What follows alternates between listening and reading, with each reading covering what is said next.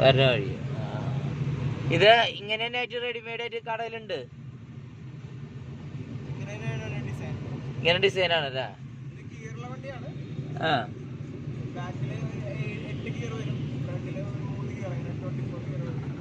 ആ ആ അപ്പൊ നമ്മളത് ഇവിടെ ഗിയർ മാറ്റാൻ പറ്റും,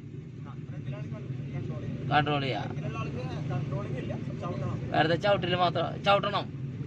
ഒരാൾ ഒറ്റയ്ക്ക് ചവിട്ടാൻ പറ്റുമോ? കുഴപ്പമില്ല.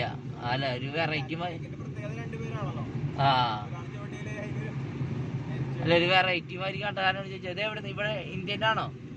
ഇന്ത്യൻ മെയ്ഡ് തന്നെയാണോ? എന്ത് വില വരുന്നുണ്ട്? 60,000 രൂപ.